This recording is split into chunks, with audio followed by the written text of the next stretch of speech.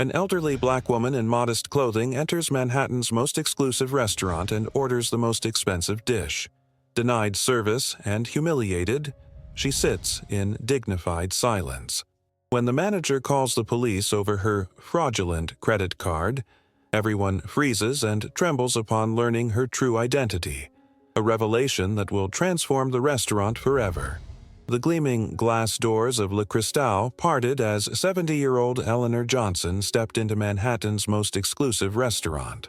The crystal chandeliers reflected in the polished marble floor, casting prismatic rainbows across the pristine white tablecloths.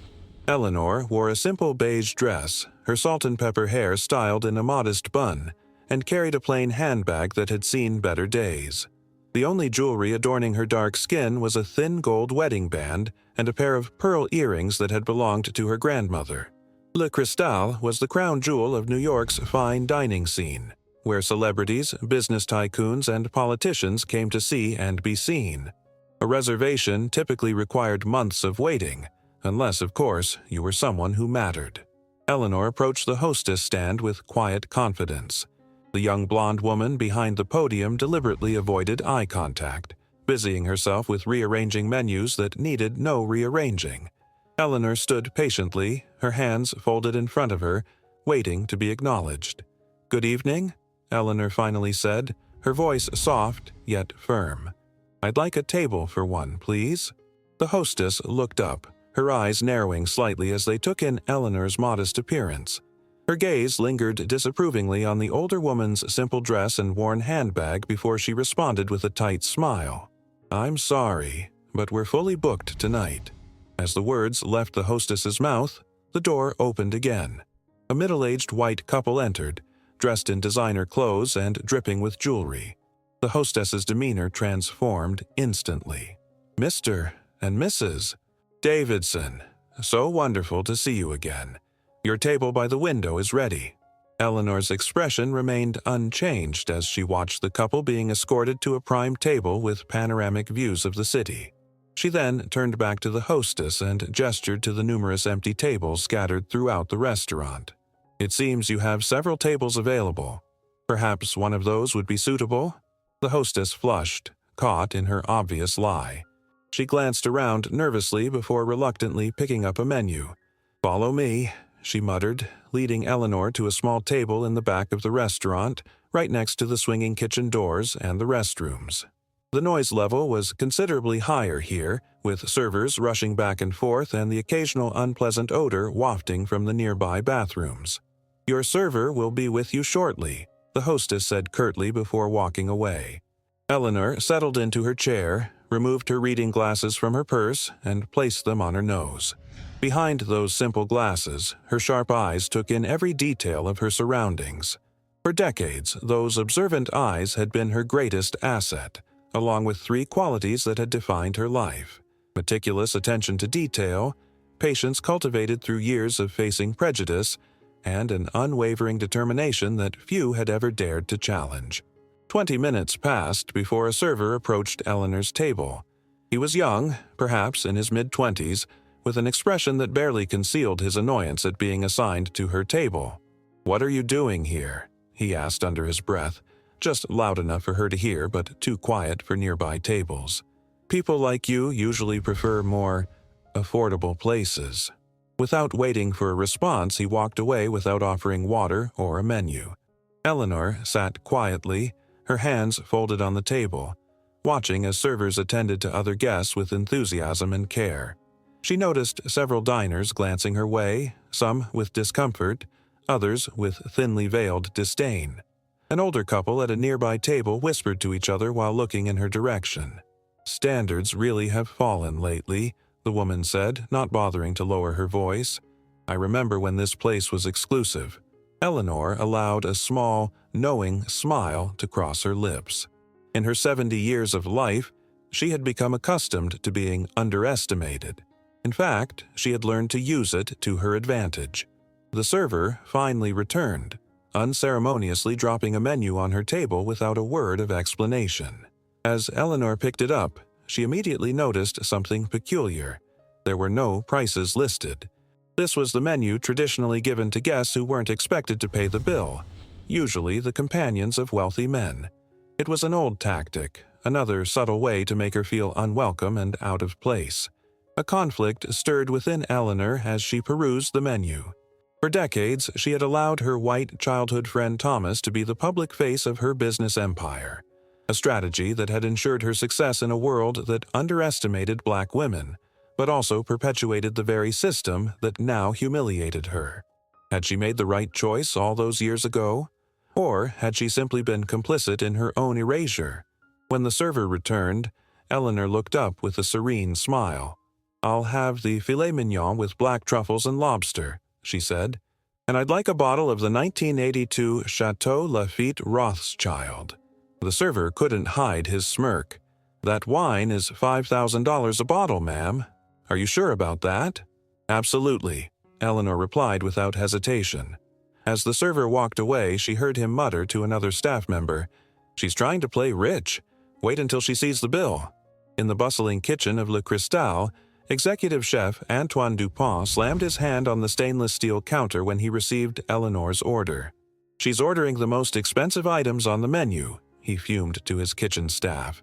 "She'll probably eat and run without paying. Prepare the dish, but don't waste any effort on presentation. No need to waste premium ingredients on someone who won't appreciate them." The kitchen staff exchanged uncomfortable glances but followed the chef's instructions. All except for one young man standing at the vegetable station. James Carter, a talented sous chef from Jamaica who had worked his way up from dishwasher over the past 5 years. James kept his head down, methodically chopping vegetables with precise, practiced movements. His dark hands moved with grace and expertise over the cutting board, but his jaw was clenched tight. He had witnessed this kind of treatment before, had experienced it himself when dining at upscale restaurants on his rare days off. "Chef, shouldn't we prepare her meal with the same care as any other guests?" James asked quietly. Chef Dupont turned to him with a cold stare. "You're here to cook, not to question. If you want to keep your job, focus on your station." James nodded silently and returned to his task, but his mind was working. He had spent years perfecting his craft, learning from YouTube videos and cookbooks after his shifts ended, practicing techniques until his hands cramped.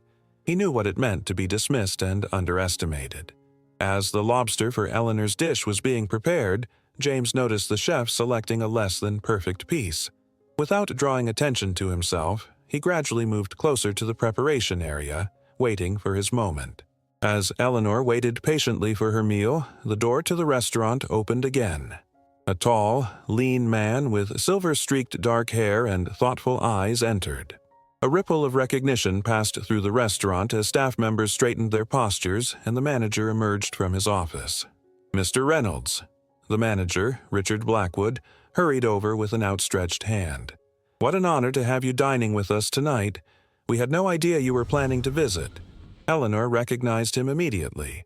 Victor Reynolds, the most influential food critic in New York, whose reviews could make or break a restaurant's reputation overnight. His column in the New York Times was followed religiously by foodies and industry professionals alike. Reynolds nodded politely at the manager's effusive greeting. "I prefer my visits to be unannounced. It gives me a more authentic experience." Of course," Blackwood said, gesturing toward the dining room. "Let me show you to our best table." As they passed Eleanor's table, Reynolds noticed her isolated position near the kitchen doors and the empty water glass in front of her. His experienced eyes took in the situation quickly: the lack of attention from the staff, the placement of her table, the barely concealed disdain from nearby diners. When they reached a prime table in the center of the restaurant, Reynolds surprised the manager by pointing to a table near Eleanor's instead. "I think I'd prefer to sit there," he said. The manager's smile faltered. "But Mr. Reynolds, that area is, well, it's near the kitchen. The noise level is less than ideal. We have much better options." "That table will do fine," Reynolds insisted. Reluctantly, the manager led him to the table he had indicated. As he sat down, Reynolds nodded politely to Eleanor, who returned the gesture with a slight smile. "Perhaps I can suggest a different table." The manager tried again. "We have options with better views." Reynolds raised an eyebrow. I'm quite comfortable here, thank you. The view I'm interested in is the food and the service." The manager's face flushed as he handed Reynolds a menu. "Very well. Our sommelier will be with you shortly to discuss wine options." As the manager walked away, Reynolds opened his menu and glanced discreetly at Eleanor. Their eyes met briefly, and in that moment, an unspoken understanding passed between them. When Eleanor's meal finally arrived, it was immediately apparent that it had been prepared with deliberate carelessness. The filet mignon was off-center on the plate, the lobster arranged haphazardly, and the truffle sauce showed signs of having congealed as the dish sat waiting. Most tellingly, the meat was barely warm to the touch. The server placed it before her with a perfunctory, "Your meal, ma'am," before turning to leave. "Excuse me," Eleanor called. "May I have some water, please? I've been waiting for quite some time." The server returned with a water pitcher, pouring it so quickly that several drops splashed onto the tablecloth. As he moved to pour her wine, his elbow accidentally knocked against her arm, causing red wine to spill onto the sleeve of her dress. "Oh, how clumsy of me," he said with false concern. "Perhaps it's a sign you should have ordered something more appropriate to your style." Eleanor calmly dabbed at the stain with her napkin. "Accidents happen," she replied with dignity, "especially when they're intentional." The server's smile faltered for a moment before he walked away. From his table, Reynolds had observed the entire interaction, making subtle notes on his phone. Eleanor cut into her steak, finding it undercooked in some places and overdone in others. The lobster was rubbery, suggesting it had been deliberately overcooked. Nevertheless, she ate methodically, savoring each bite as if it were perfectly prepared. At the bar across the restaurant, a group of executives in expensive suits celebrated a business deal, glasses of champagne in hand. Among them was an elderly white man in an impeccably tailored suit who occasionally glanced in Eleanor's direction. When their eyes met, a flash of recognition passed between them, and he seemed about to rise from his seat. Eleanor subtly shook her head, and he remained where he was, though his eyes betrayed concern. As Eleanor continued her meal, the manager approached her table with a tight smile. "Is everything to your satisfaction?" he asked, his tone suggesting he hoped for the opposite. "The meal is interesting," Eleanor replied neutrally, "though I've had better presentations at diners." The manager's smile hardened. "We pride ourselves on serving a particular clientele with discerning tastes. Not everyone appreciates fine dining." "And what clientele would that be, specifically?" Eleanor asked, her voice calm but her eyes sharp. "People who belong here," he replied, his meaning clear. "People who understand the value of what we offer." At a nearby table, a couple began speaking loudly enough for Eleanor to hear. "The quality of the clientele has really gone downhill," the woman remarked to her companion.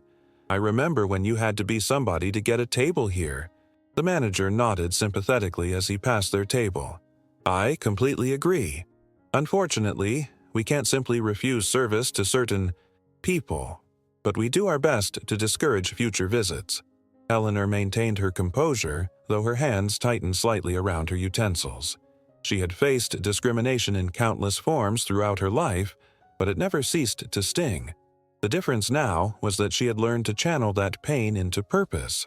From his table, Reynolds continued to observe, occasionally making notes while pretending to check his email.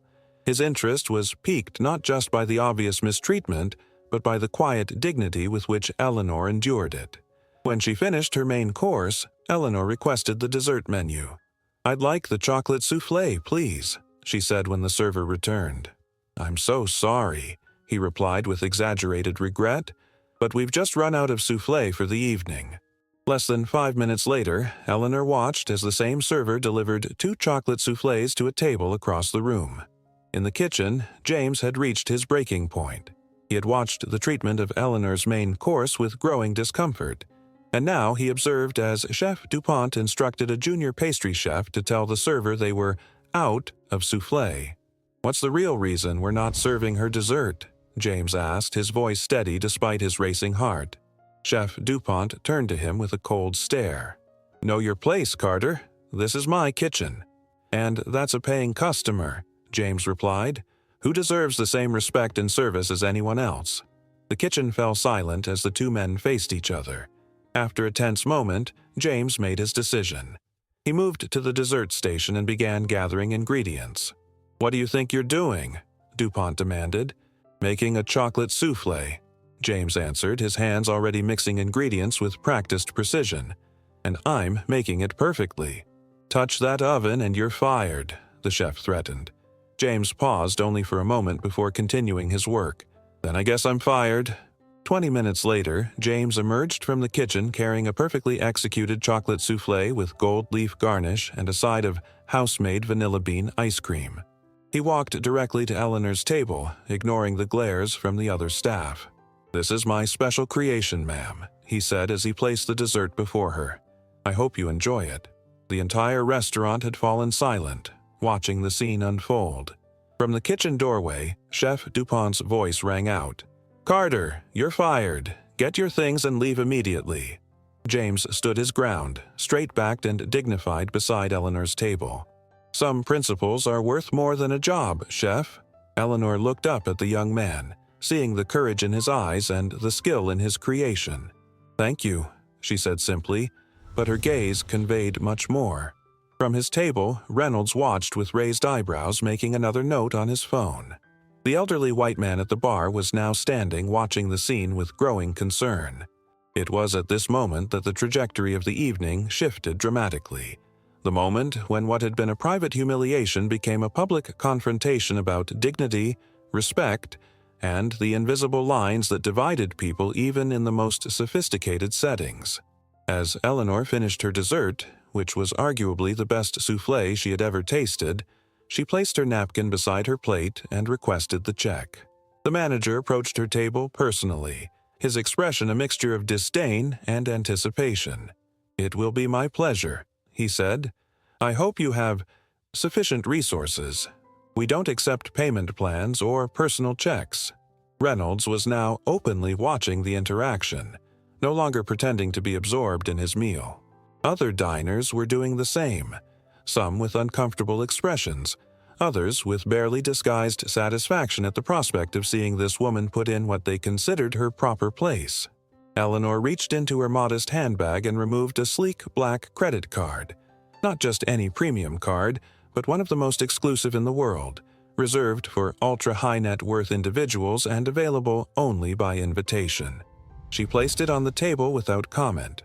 The manager's smugness faltered for just a moment before he recovered. "Of course," he said, taking the card. "I'll be right back." Several minutes later, far longer than a normal credit card transaction should take, the manager returned with a practiced expression of concern. "I'm afraid there seems to be a problem with your card," he said loudly enough for nearby tables to hear. "It's been declined." "That's impossible," Eleanor replied calmly. "Perhaps in your social circle. This is uncommon, but counterfeit or stolen cards are a serious issue in luxury establishments." The manager made a subtle gesture, and two security guards positioned themselves near the table. "I'll need to call the police unless you have another form of payment." Eleanor remained impassive, even as the manager instructed the security guards to ensure she didn't leave while they awaited the police's arrival. Reynolds half rose from his seat, clearly intending to intervene, but the manager assured him that the situation is under control. "I understand you're concerned," the manager told Reynolds quietly, "but we've dealt with these situations before. Some people try to live beyond their means and end up causing scenes in respectable establishments." Reynolds' expression made it clear he wasn't buying the explanation.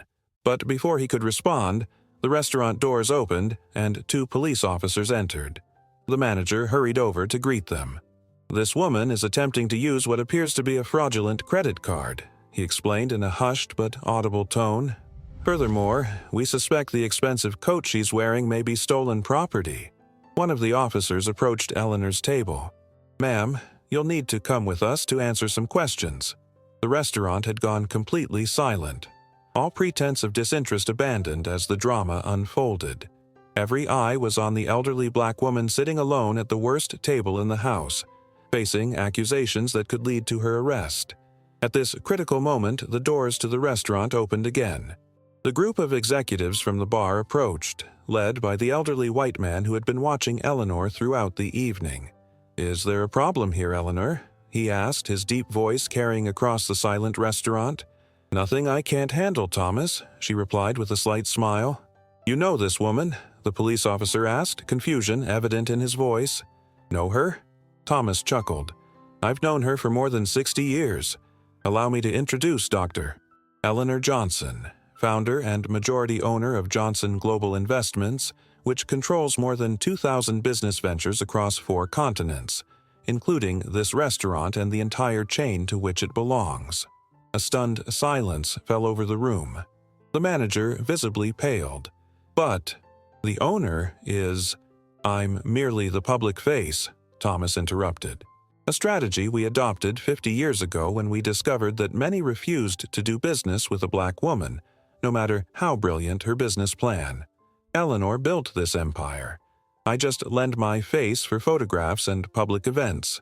The police officers, now visibly uncomfortable, began to step back. The manager, in panic mode, attempted to explain, "There must be some misunderstanding. We were never informed that Dr. Johnson would be visiting.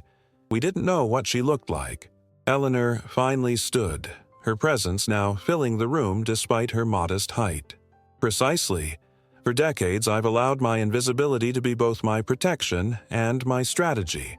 I make unannounced visits to my businesses twice a year, always presenting myself as an ordinary customer to assess the true character of our establishments." She opened her simple handbag and removed a small folder containing documents.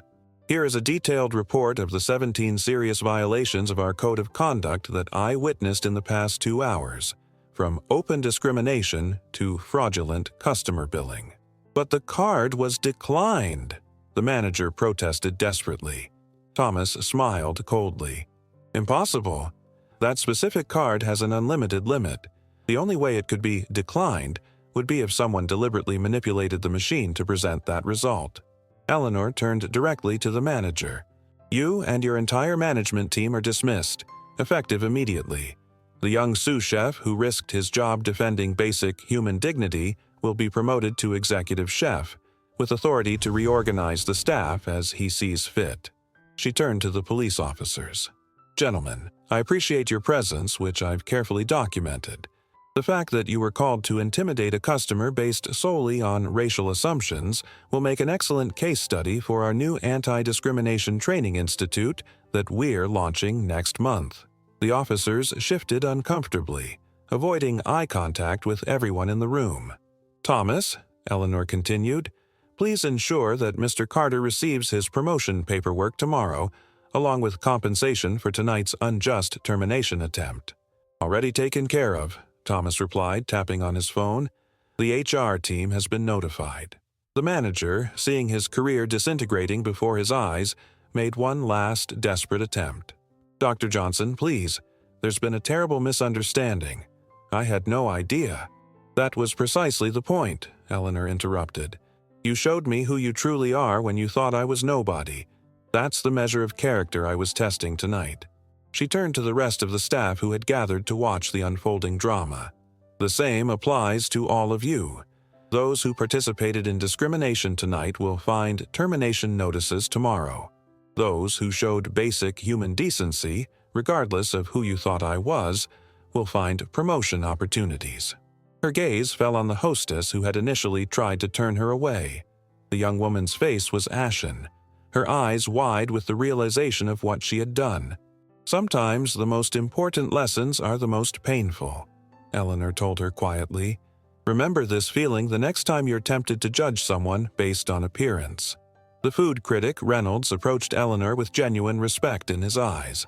"Dr. Johnson, it would be an honor to tell your story. The public deserves to know about the invisible woman behind one of the country's largest business empires." For the first time that evening, Eleanor appeared momentarily vulnerable. "For decades, I chose to remain in the shadows, convinced it was the only way to thrive. Today, I realized that might have been a mistake. The next generation shouldn't need to hide to be respected." Thomas placed a supportive hand on her shoulder.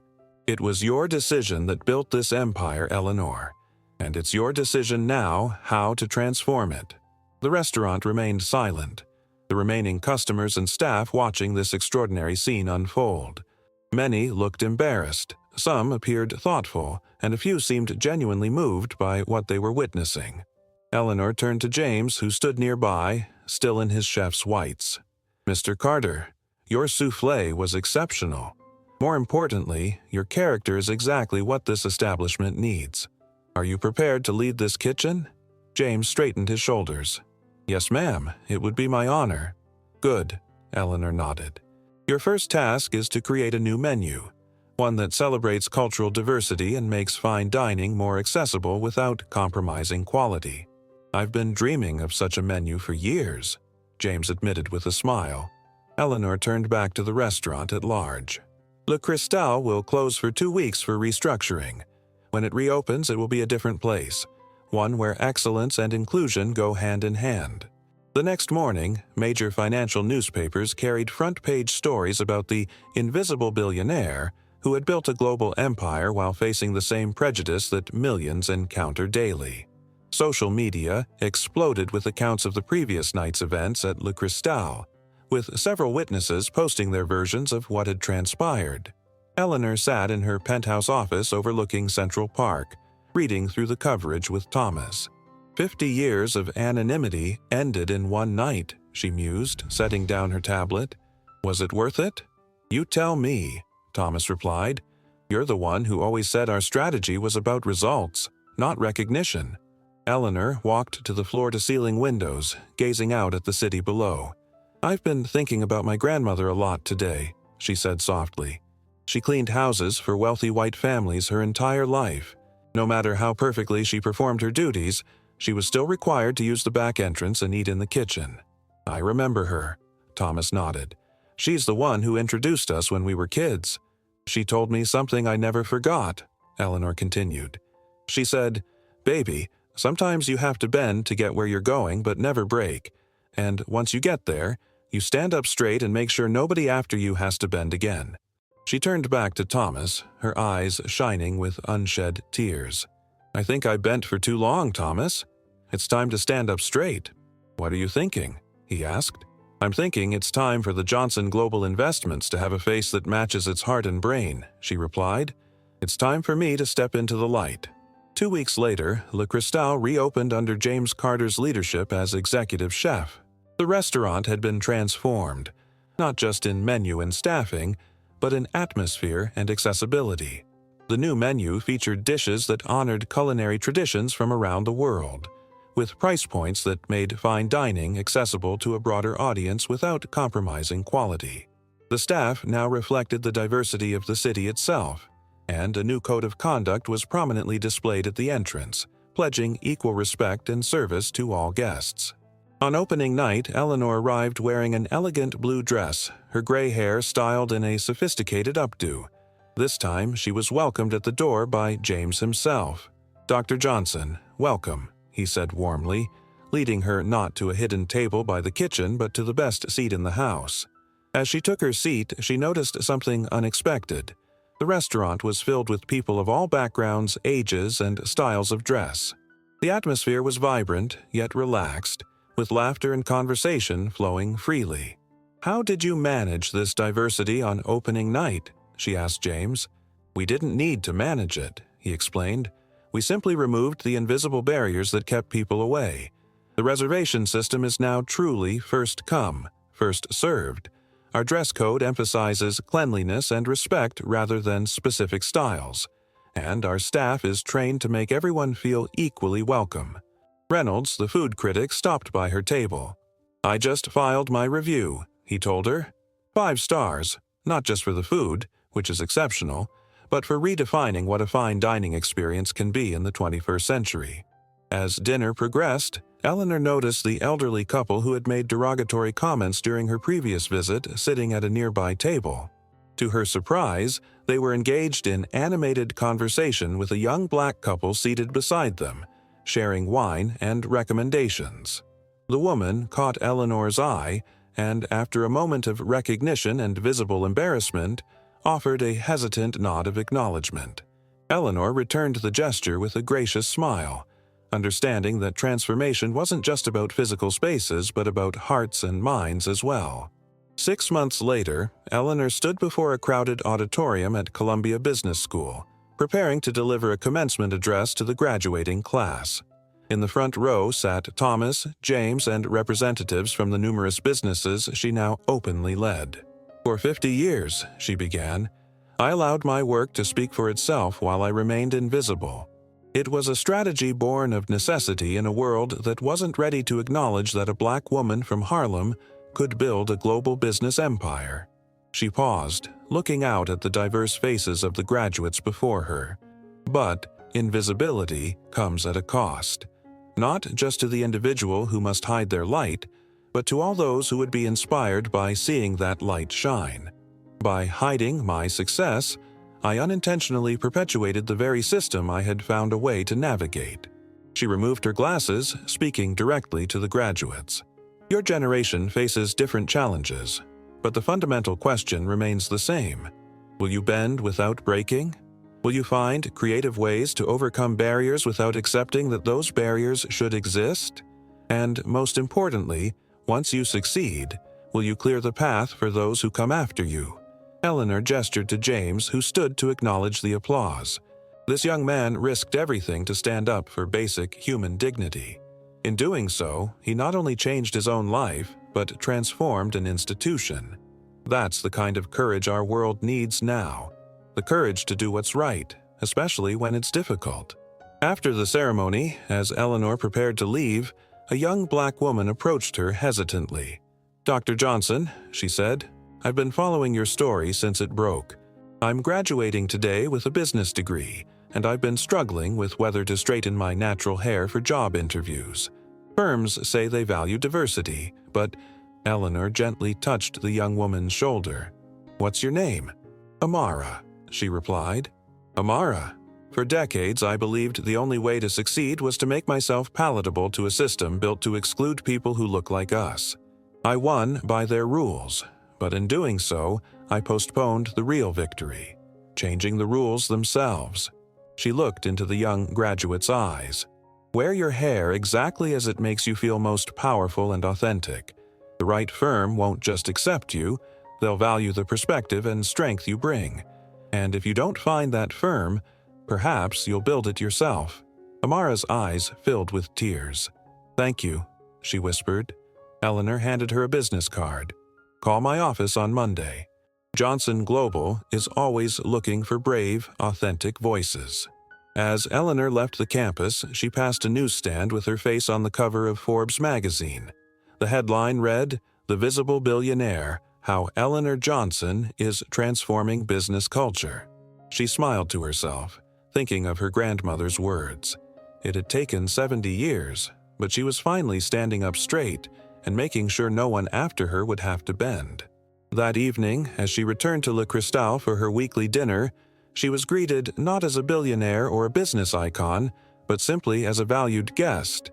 Exactly the same greeting extended to the teacher seated at one table and the nurse at another. Eleanor looked around at the vibrant, diverse crowd enjoying James's exceptional cuisine and felt a deep sense of satisfaction. The true measure of success wasn't in the empire she had built, but in the changes that empire could create in the world. As James brought her a perfect chocolate soufflé, now the restaurant's signature dessert, she smiled at the young chef who had risked everything to do what was right. "To visibility," she said, raising her spoon in a small toast. "And to dignity," he replied with a warm smile. "For everyone."